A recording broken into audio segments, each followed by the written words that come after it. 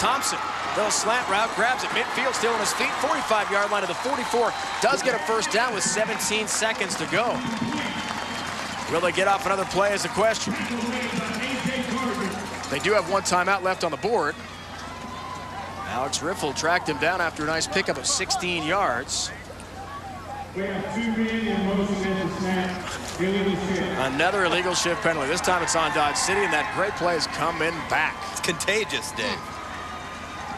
You know, we should talk about Michael Thompson a little bit, because what a fantastic wide receiver he is. Cale Pick threw for a little over 1,700 yards a year ago as a junior, and Michael Thompson had almost 1,100 of those yards receiving, so a huge receiver.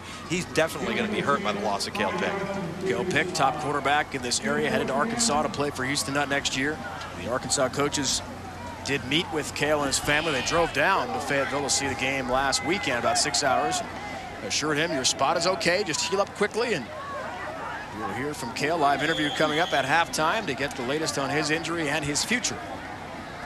See how it all develops for him. 18 seconds to go. Off that penalty punting situation now.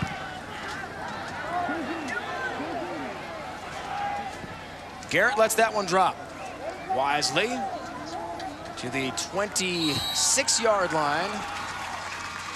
And that should do it. 34-yard punt to finish up the first half. 7-0 score. Cale Pick, we'll hear from him. The quarterback bound for Arkansas, injured last week in the opener for Dodge City.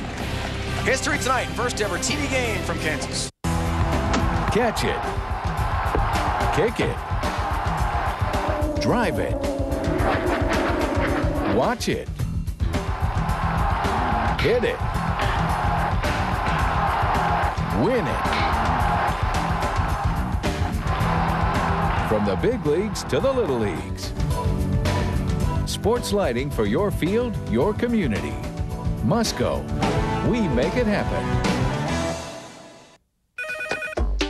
Hello? Mrs. Anderson, this is Mark Brown. I'm from the collections department of... Hi.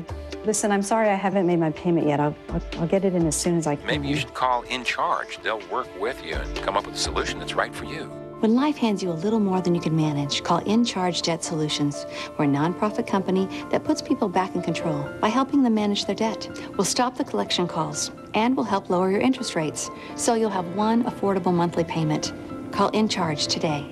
Tuesdays on ESPNU, take a share in the Summer House. Welcome home. As some of the country's best freshman football players live under one roof. Get over the line, bro. What they'll face will be tougher than any 2-minute drill. Oh. Summer House, Tuesdays at 9. Saturday, it's a battle on the gridiron on ESPNU.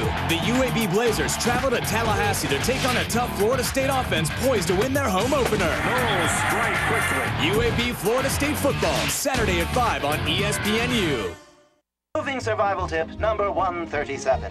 Always pack the toilet paper last, because it may be the first thing you need in your new place. But the best moving tip is to use Dish Mover from Dish Network. Just call us when you're ready to move. Take your receivers and remotes with you and leave the dish antenna behind. We'll professionally install a new dish antenna and your receivers at your new home. It's Dish Mover. Dish Network. More convenience for you, better TV for all. Are the credit card bills closing in on you? Shouldn't this be the year you get a fresh start? Well, now you can settle your debts with dignity and without bankruptcy.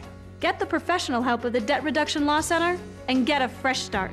I just sign up. They do all the real work. The Debt Reduction Law Center uses the power of legal professionals to settle your debts. We'll get you an affordable monthly payment. And settle your debt so you'll have hundreds more each month. For a free consultation, call 800-569-6142. Call now. Welcome back, everyone, to the Old Spice High School Showcase presented by the United States Marine Corps. We are at halftime. Dodge City, the Red Demons, taking on Wichita East High School, the Blue Aces. The two schools about 2.5 hours apart. Welcome back, Dave, Ryan, Tom, Logan, Bill. Let's talk the ESPN 150. Tom, your 150 best high school athletes. And let's go back a year to 2006. How about Jake Locker, great player for the University of Washington.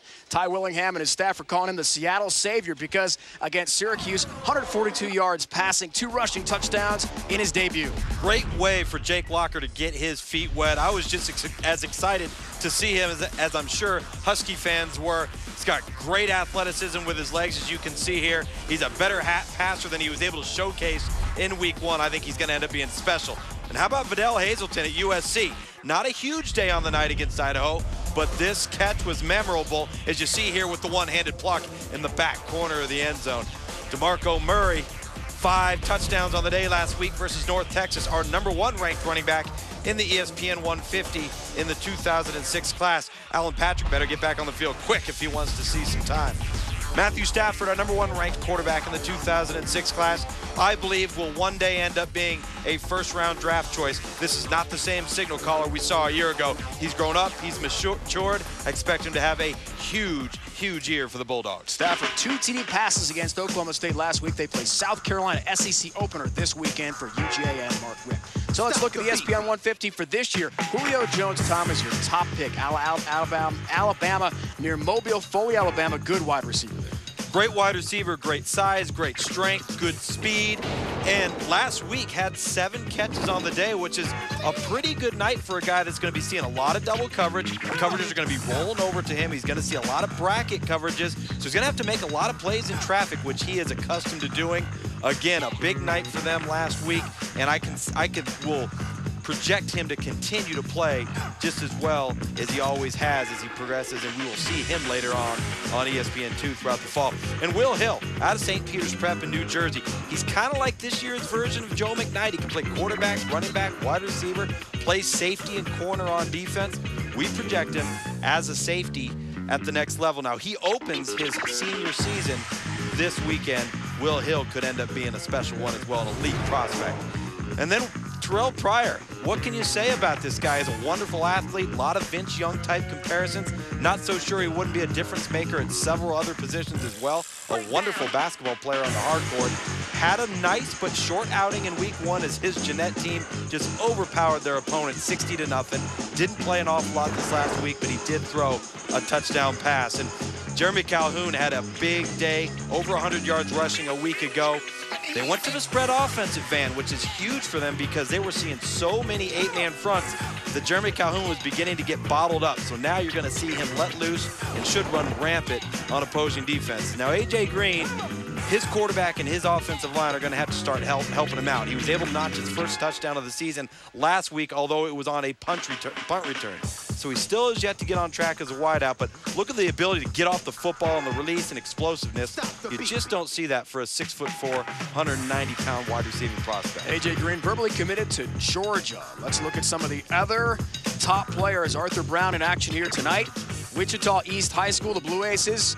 So many schools. He had 40 or so he told us about this week. He's going to try to narrow those down to 16 by night's end. Sooner or later, he's going to have to get down to 5 to take official visits, but he is special, and we're going to get a great look at him, obviously, tonight. Now, Darryl Scott at St. Bonaventure High School, they won a nail-biter. He ended up scoring the 2-point conversion against Santa Margarita last weekend, but only had 76 yards on the ground. That's not surprising. This young man rushed for over 3,000 yards as a junior, so he's no longer a secret. Those 8-man fronts I talked about with Jeremy Calhoun, Darryl Scott's going to start seeing him on a regular basis, week in and week out. Obviously, wonderful speed, power, and size, and a guy that can really press the hole.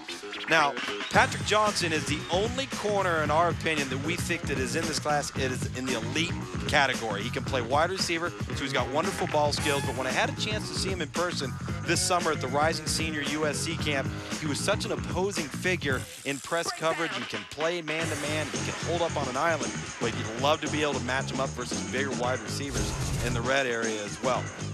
Now, what can you say about Daquan Bowers? A monster of a prospect as a defensive end, defensive tackle type tweener. But what you don't realize is that he's almost just as talented as a running back on the offensive side of the football. Scored 2 touchdowns in their opening game, and you just don't see that out of a guy who's a 265, 270-pounder. And Blaine Gabbert, I've said it before, this could be the missing piece of the puzzle for Nebraska. Bill Callahan's recruiting efforts have really paid off with this youngster. He can run it, he can throw it. He reminds me of a more polished Drew Stanton, the former Michigan State signal caller. And I think Blaine Gabbert, if he comes in and competes early and as mature as I think he is, his physical tools lead us to believe that he could get on the field sooner rather than later. All right, Tom, let's roll on with the ESPN 150. How about 11 through 20? As we start off with Dee Finley from Florida. He's headed to Florida. He's going to play down the road for Urban Meyer. Second year in a row, our #1 ranked safeties